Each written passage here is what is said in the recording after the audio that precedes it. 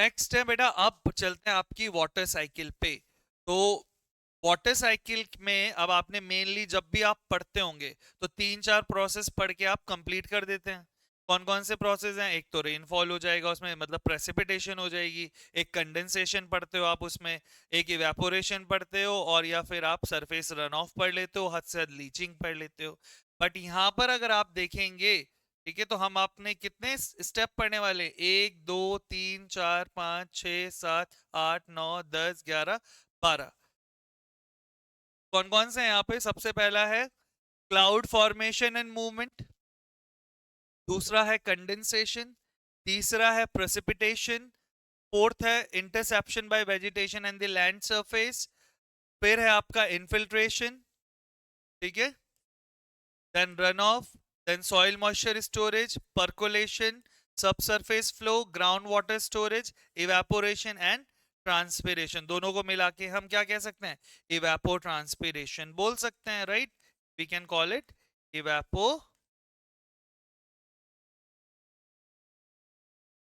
Transpiration. ठीक है, तो चलिए मैं फटाफट से इनको अब देखते हैं कि एक्चुअली में क्या हम बात करना चाहते हैं। तो आई होप, तो it means all together we will study about 12 to 13 processes in the water cycle or the hydrologic cycle।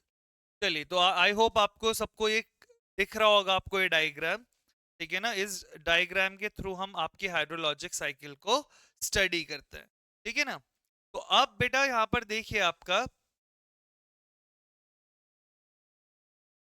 Cloud formation आपका दिख रहा होगा आपको यहाँ पे। चलिए पहले बात करते हैं कि सबसे ज्यादा पानी जो आपका अवेलेबल है वो ओशियन में अवेलेबल है, सी में अवेलेबल है। तो वहीं से स्टार्टिंग करते हैं, ठीक है? तो इसका मतलब है जो पानी आपका यहाँ पर रिवर्स में, ओशियंस में, ये ओशियन दिखा रखा है ना,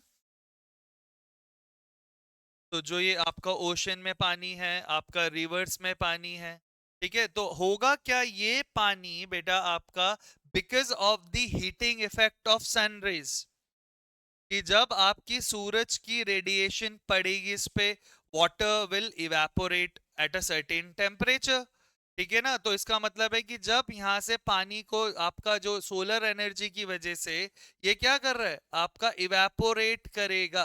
पानी क्या करेगा आपका?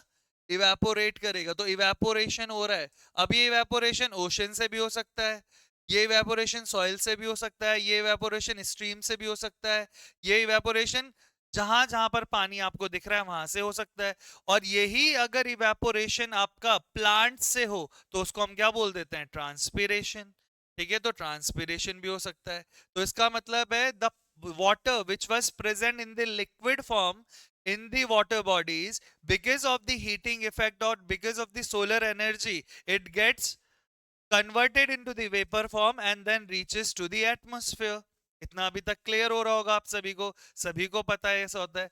अब क्या होगा, ये पानी उड़ के जाएगा वेपर फॉर्म में, और ऊपर जाकर क्या करेगा? कंडेंसेशन करेगा, है ना? तो मतलब क्लाउड फॉर्मेशन होनी शुरू हो जाएगी, ठीक है? तो अब क्या होता है कि बेटा आपकी जो एयर है वो एक अमाउंट तक ही आपका क्या कर सकती है, अपने अंदर मॉइस्चर को होल्ड कर सकती है। बट जिस पल उसे लगेगा कि अब मैं होल्ड नहीं कर सकती आपकी मॉइस्चर को, तो फिर वो उसको क्या करेगी? छोड़ देगी। और जो अब छोड़ेगी तो प्रेसिपिटेशन होगा। इसका मतलब है आपका जो पानी अभी क्या हुआ था, जो उड़ के ऊपर आया, अगेन वो पानी फिर लिक्विड फॉर्म में या सॉलिड फॉर्म में वापस आने लगेगा आपके अर्थ पे, ठीक है? तो प्रेसिपिटेशन होगा। तो प्रेसिपिटेशन में मेजरली हम पढ़ते हैं रेन के थ्रू या फिर स्नोफॉल के थ्रू, ठीक है ना? वैसे तो बहुत सारी फॉर्म्स होती हैं। तो ultimately it will reach to the back to the earth और back to the sorry land, है ना? तो अब लैंड सरफेस पे पहुंच रहा है अगेन। अब आपका स्नो जो आपकी लैंड सरफेस पे है वो पिघलेगी, फिर रन ऑफ होगा, रेनफॉल से भी रन ऑफ होगा, दोबारा जाके वो रिवर का पार्ट बन जाएंगे, दोबारा वो ओशन का पार्ट बन जाएंगे। और इसी बीच आपका पानी मिट्टी में भी जा रहा होगा, तो कुछ पानी सॉइल मॉइस्चर का पार्ट बन जाएंगे, कुछ पानी आपका ग्राउंड वाटर को रिचार्ज करेगा, परकोलेशन होएगा उसका, परकोलेशन हो सकता है, लीचिंग हो सकती है आपका। तो ऑल टुगेदर ये सारी चीजें वहां पर देखने को आपको मिल रही हैं। दूसरी चीज आपको ये भी याद रखना है क्या बेटा, कि जैसे सपोज करिए बारिश हो रही है आपकी, कहीं पर आपका ये पेड़ लगे हुए हैं, वेजिटेशन, तो पहले ये इससे टकराएगा, ठीक है ना, और टकराने के बाद क्या होता है आपका, कि जब पानी आपका अर्थ पर या आपके अर्थ सरफेस पे डायरेक्ट नहीं टकरा रहा है, बीच में कोई बैरियर आ जा रहा है, जैसे कि प्लांट्स, ठीक है, तो क्या होता है कि जैसे पत्तियों ने पानी आपके ऊपर लिया, तो पत्ती पे पानी पड़ने पर बहुत सारी बूंदें फिर मिलके एक बहुत बड़ी बूंद बन के नीचे गिरती हैं। तो that is the interception by the vegetation, by the land buildings. ऐसा हो सकता है जैसे यहाँ पर था ना अभी आपका, कि इंटरसेप्शन बाय वेजिटेशन, तो क्लाउड फॉर्मेशन आपने देख लिया, कंडेंसेशन आपने देख लिया, प्रेसिपिटेशन देख लिया। यहां पर आपका क्या हो रहा है कि जैसे कि सपोज करो बेटा, ये पत्ती थी, ठीक है ना, इस पर आपका ये छोटी छोटी बूंदे अभी यहाँ पर क्या हो रही है, गिर रही है। अब एक बूंद, दो बूंद, तीन बूंद, ये दोनों ये तीनों आपस में बड़ी होके बड़ी बूंद होके नीचे गिर सकती है, ऐसा अक्सर होता है, ठीक है ना। तो बहुत बार कभी कभार ये आपको लगता होगा कि अगर बीच में पेड़ आ जाएं, ठीक है, तो आपकी मिट्टी का रन ऑफ नहीं होगा, बट कभी कभार उल्टा हो जाता है कि आपकी बड़ी बड़ी बूंदें बन के फिर नीचे टच करती हैं तो ज्यादा स्प्लैश करती हैं, स्प्लैश इरोजन कर सकती हैं, है ना। इनफिल्ट्रेशन का मतलब आपको पता ही है, the entry of the water inside the soil from the atmosphere is known as infiltration. तो मतलब इनफिल्ट्रेशन का मतलब क्या होता है, कि जब आपका पानी की एंट्री हो रही है from one set of condition to the another set of condition. तो इनफिल्ट्रेशन में क्या हो रहा है कि पानी आपका कहां से, एटमॉस्फेयर से कहां जा रहा है, सॉइल में। तो सॉइल की कंडीशंस अलग हैं, एटमॉस्फेयर की कंडीशंस अलग हैं, है ना। तो इसीलिए हम कहते हैं कि the entry of water from one set of condition, that is the atmosphere, to the another set of conditions, that is the soil, that is known as infiltration, right। Run of आपको पता ही है, run of का मतलब है कि अगर ये आपकी सॉइल है, आपकी रेनफॉल यहाँ पर आई या इरिगेशन के थ्रू पानी दिया, अगर पानी अंदर ना जाने के बजाय ऊपर से ही बहने लगे, तो that is known as surface run off, ठीक है ना। तो अगर अंदर नहीं जा रहा है, इन्फिल्ट्रेशन पुअर है, तो आपका या आपकी मिट्टी कॉम्पैक्ट है, तो पानी ऊपर से ही बहने लग जाएगा, that is the surface run of. फिर कुछ पार्ट बन जाएगा सॉइल मॉइस्चर का, क्योंकि सॉइल में पोर्स हैं, तो सॉइल का जो सॉइल के पोर्स हैं पानी को रिटेन करेंगे, तो वो सॉइल मॉइस्चर का स्टोरेज हो जाएगा। फिर पर्कोलेशन, पर्कोलेशन में क्या होता है कि सपोज करिए बेटा आपकी ये सॉइल थी, इसमें पोर्स थे, तो जब आपके ये पोर्स सैचुरेट हो जाएं आपके पानी से, या नियरली सैचुरेशन पर है, तो नियरली सैचुरेशन पर, और जब आपकी मिट्टी सैचुरेट हो चुकी, उस समय जो आपका डाउनवर्ड मूवमेंट ऑफ वाटर होगा, ठीक है ना, under the influence of gravity, is known as the percolation. तो मतलब the downward movement of water through the soil column. अब ये याद रखिए कि जब आपका पानी भर चुका पूरा का पूरा आपकी मिट्टी में, तो जितना भी एक्स्ट्रा पानी है वो थ्रू दी सॉइल कॉलम नीचे की तरफ ग्रेविटी खींचती रहेगी।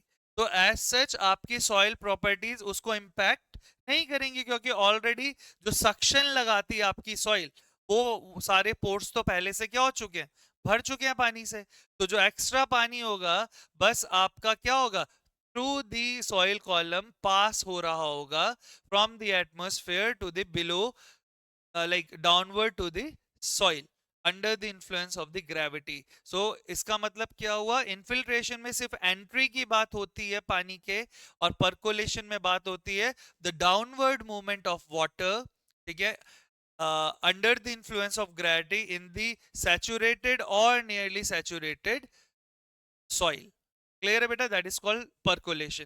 फिर आपका आता है सरफेस, सब सरफेस फ्लो। कभी कभार क्या होता है कि पानी अंदर तो चला गया, ठीक है ना, लेकिन अंदर ही अंदर फिर आपका क्या कर रहा है, फ्लो कर रहा है, ठीक है ना, और अंदर ही अंदर जाकर आपका समुद्र से मिल गया।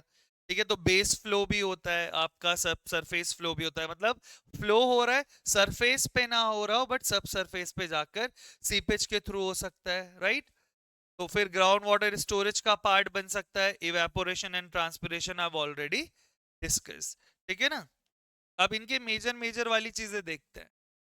तो इसका मतलब क्या है कि अगर कोई आपसे पूछे कि वाटर साइकिल की स्टार्टिंग पॉइंट कौन सा है, तो एज सच इस साइकिल का ना तो कोई बिगनिंग होती है ना ही कोई एंड होता है।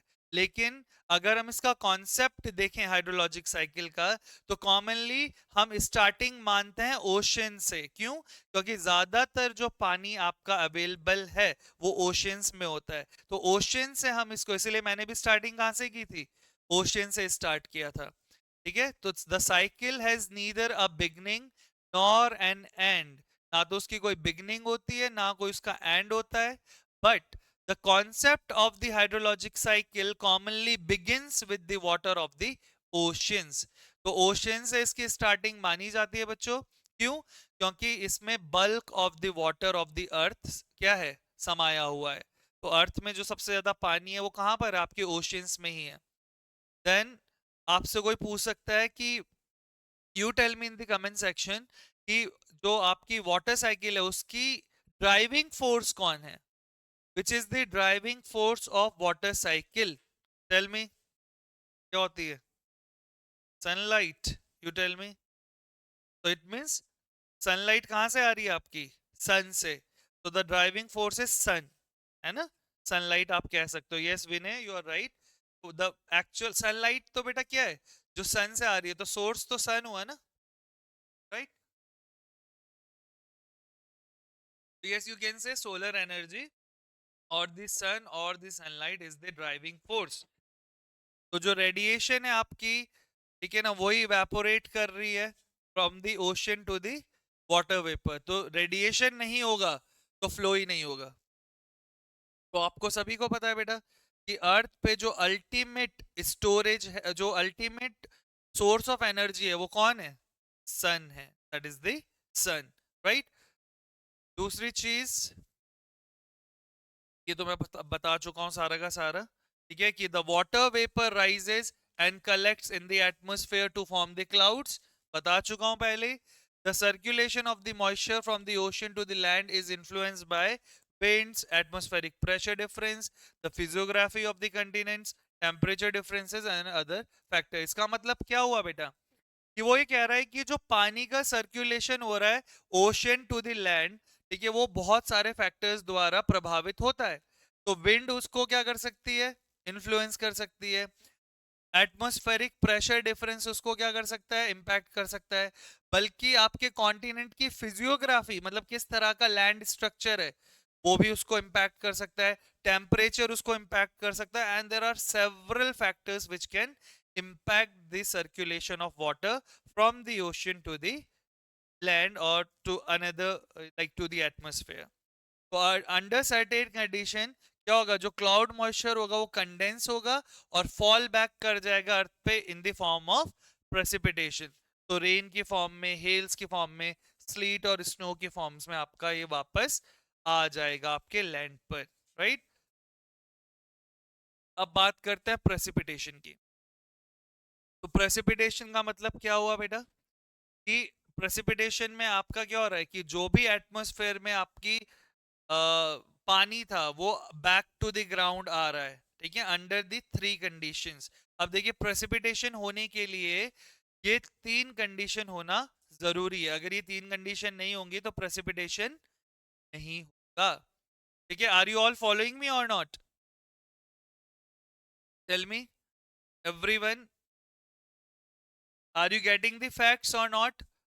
सी डियर, अगर इन बिटवीन में नहीं भी पूछूं आपसे कि आपको समझ में आ रहा है या नहीं आ रहा है, तो in between you can also comment, अगर आपको समझ में नहीं आ रहा है, कुछ आपको पूछना है बेटा, ठीक है ना, तो आपको ये बता देना, ठीक है ना मुझे।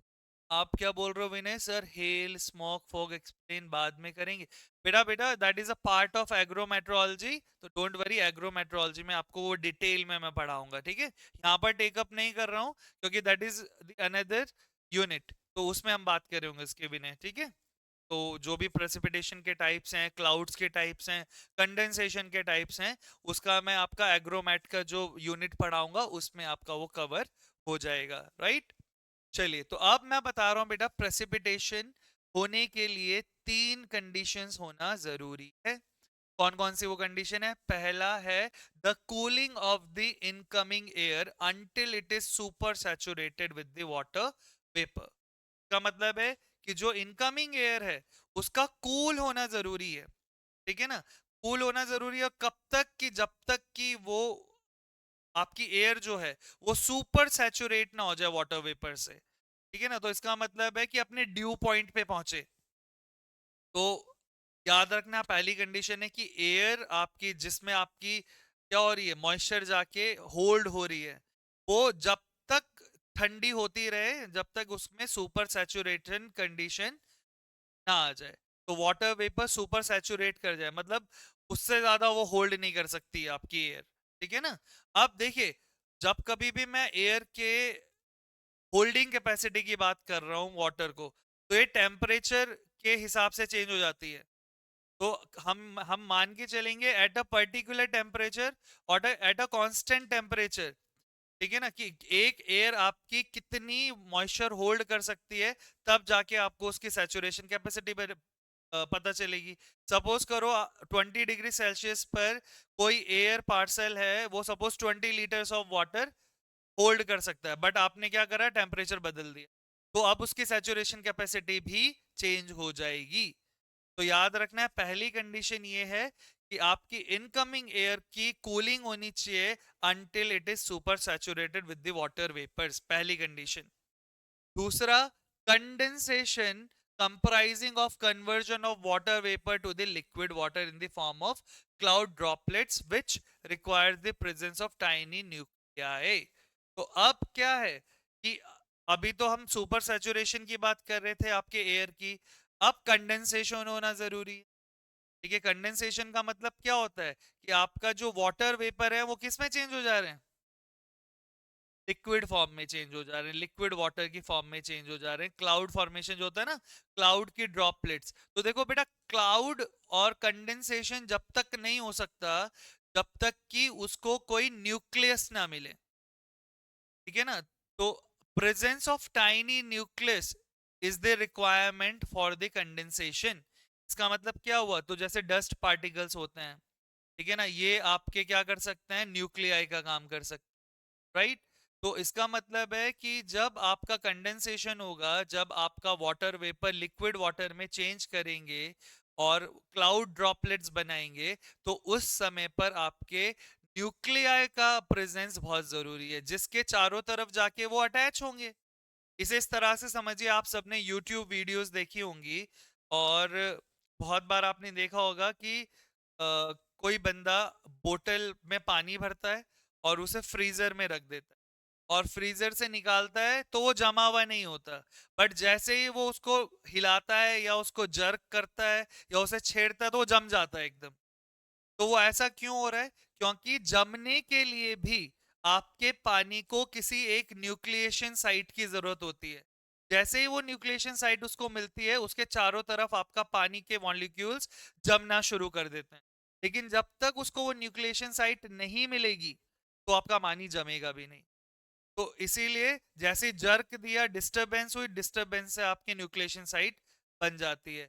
या फिर अगर आप ऊपर एटमॉस्फेयर की बात करें, डस्ट पार्टिकल है, पार्टिकुलेट मैटर है, बहुत तरह के आपके सॉलिड मैटर हैं आपके एटमॉस्फेयर में जो कि न्यूक्लिएशन साइट का काम कर देते हैं। कभी कभार तो आइस भी आपका क्या कर देती है, न्यूक्लिएशन साइट का काम कर देती है, ठीक है। तो सेकंड कंडीशन इज दिस।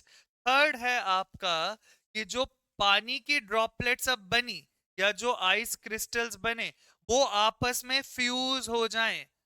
क्योंकि जब तक वो फ्यूज नहीं होंगे, बड़े नहीं होंगे, बड़े नहीं होंगे तो आपके एयर, जब तक छोटे छोटे छोटे हैं तो एयर होल्ड कर सकती है, बट जैसे ही मिलेंगे एक दूसरे से तो बस एयर कहते हैं कि इतने भारी वाटर पार्टिकल्स या इतने भारी वाटर ड्रॉपलेट्स या इतने भारे आइस क्रिस्टल्स मैं होल्ड नहीं कर पाऊंगी, तो वो उसे छोड़ देती, फॉल करा देती है। तो यहाँ पर वर्ड क्या है, द कोलेसेंस और फ्यूजन, कोलेसेंस का मतलब क्या है, जुड़ना पानी के आपके ड्रॉपलेट्स का। तो फ्यूजन हो रहा है किनका, वाटर ड्रॉपलेट्स का या फिर आइस क्रिस्टल्स का। और वो क्या कर रहे हैं, वाटर ड्रॉपलेट्स और आइस क्रिस्टल्स मिल मिल के क्या करा रहे हैं, बड़े साइज के हो जा रहे हैं, और इतने बड़े हो जा रहे हैं, they are becoming large enough to fall to the ground as snow और एज रेन। तो इतने भारी हो जा रहे हैं कि अब एयर उनको होल्ड नहीं कर पा रही है, and that is why they are like falling down to the ground. Clear है बेटा सभी को ये तीन चीजें?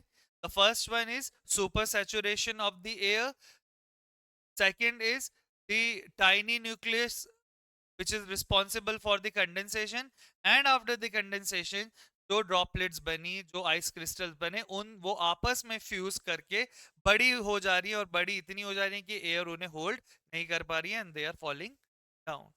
Is that clear to everyone now?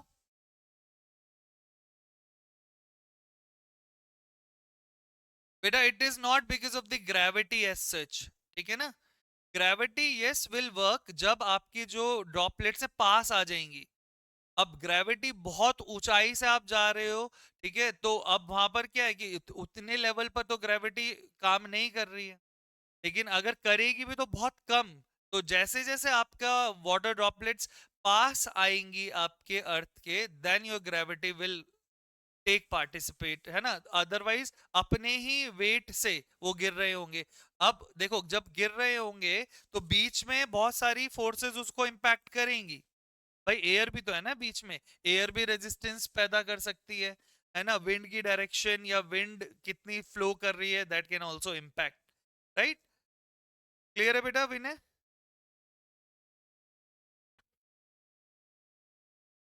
चलिए आगे चल। अब रेनफॉल की बात करते हैं। रेनफॉल तीन तरह की हम पढ़ेंगे mainly. The first one is orographic, second is frontal rainfall, and third one is convective rainfall. फटाफट से समझ लेते हैं। It is a part of agrometeorology, but it is a part of your hydrology as well, क्योंकि hydrologic cycle में है।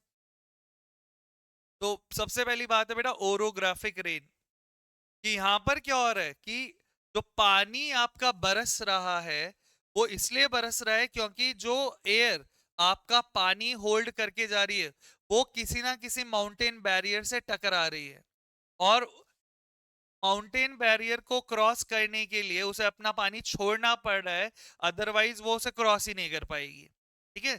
तो orographic rain का मतलब है सीधा सीधा कि जो आपकी लिफ्टिंग हो रही है ना एयर की, वो किसकी वजह से हो रही है, due to the flow over a mountain barrier. इसे समझते हैं अच्छे से पहले। यहाँ डायग्राम में देखिए आप, तो यहाँ पर देखो बेटा कि कोई आपकी एयर थी, है ना, यहाँ से एयर ये जा रही है, तो ये एयर जा रही है और ये मॉइस्ट एयर है। अब जैसे जैसे ऊपर चढ़ रही है हम यहाँ पर, ठीक है, तो यहाँ पर इसको क्या मिल गया है,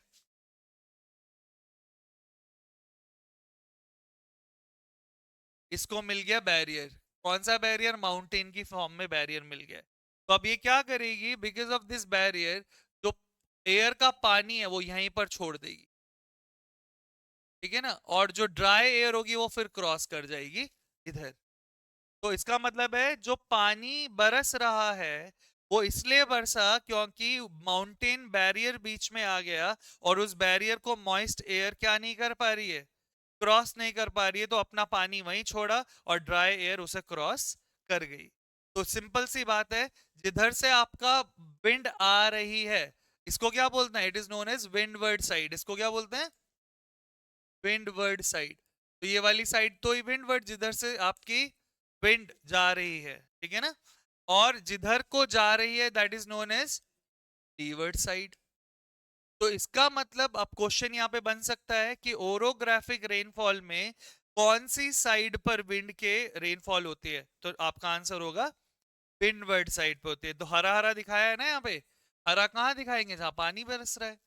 तो जो रेनी एरिया है that is the windward side. और ये पूछा जा सकता है आपसे कि रेन शेडोड एरिया का है, मतलब जहां पर बारिश नहीं हो रही, that is the leeward side. तो this is the rain shadowed region, ठीक है ना। तो this is called orographic rainfall. Simple सी बात है, क्लियर हो गई सभी को? बड़ा आसान है इसका तो। दूसरा है बेटा आपका फ्रंटल रेनफॉल। तो फ्रंटल रेनफॉल को हम समझते हैं क्या है, इसी में चलते हैं। देखो बेटा, यहां पर आप देख रहे होंगे तो कूल एयर है इधर, और इधर की साइड वार्म एयर है। तो दो एयर पार्सल हैं आपके, एक पार्सल है गर्म हवा का और एक पार्सल है आपका कोल्ड एयर है, कूल एयर का। तो मतलब दो मासेस हैं, cool air mass and warm air mass. तो बेटा जब दो डिफरेंट तरह के या दो एयर मासेस अपने आप में टकराते हैं तो फ्रंट की फॉर्मेशन होती है। याद रखना कि when two air masses collide with each other, जब एक दूसरे से टकराते हैं तो मिलने पर फ्रंट बनता है। क्या बनता है? उनको बोलते हैं फ्रंट। तो जब ये फ्रंट बनेगा, तो अब ये देख रहे हो यहाँ पे वार्म एयर है, यहाँ पर कूल एयर है। तो अब ये जब दोनों टकराएंगे तो इसकी वजह से जो हवा की लिफ्टिंग हुई है ना, और उसकी वजह से जो बारिश हुई, उसे बोलते हैं फ्रंटल रेनफॉल। तो यही लिखा है यहाँ पर आपका कि when the lifting of the moist air is due to the relative motion of two large air masses। तो यहीं पर ये मैंने दिखाया आपको कि दो एयर मासेस हैं, एक गर्म और एक ठंडा। जब वो दोनों बेटा आपस में कोलाइड कर रहे हैं, कोलाइड करने से जो एयर लिफ्ट करेगी यहाँ पर, उसकी वजह से जो बारिश होगी, that is known as frontal rainfall. तो ज्यादातर ये जो फ्रंटल रेनफॉल है, यहाँ पे साइक्लोन्स देखने को मिलते हैं, क्योंकि दो अलग अलग तरह के एयर आपस में टकरा रही हैं। ठीक है ना? तो is that clear? Both the types of rainfall are clear now. Orographic because of the mountain barrier, है ना, और आपका जो रेनफॉल होगी वो विंडवर्ड साइड पे होगी, लीवर्ड साइड आपकी सूखी रहेगी, राइट। और जो नेक्स्ट है आपका बेटा दिस फ्रंटल रेनफॉल, जब दो एयर मासेस आपके टकरा रहे हैं, उनसे जो लिफ्टिंग हो रही है एयर की, जो उससे बारिश होगी वो होगी फ्रंटल। अब तीसरी है कन्वेक्टिव। तीसरी कौन सी आपकी? Convective rainfall. तो कन्वेक्टिंग रेनफॉल क्या है? मतलब कि अब जो आपकी एयर है वो लिफ्ट हो रही है, किसकी वजह से? क्योंकि आपका ग्राउंड गर्म हो जा रहा है, आपका लैंड गर्म हो जा रहा है। तो जब गर्म होगा तो जो आपकी हवा होगी वो क्या होगी? ऊपर लिफ्ट करेगी, गर्म करेगा। तो गर्म हवा फैलती है और ठंडी हवा सिकुड़ती है। ऑलवेज रिमेंबर, ठीक है ना? The cold air compresses and the hot air expends. तो जब अब क्या हो रहा है कि सोलर रेडिएशन है, यहां पर देखते हैं, यहां पर देखिए, ये लैंड है आपका, क्या? Sun heats the land and air above.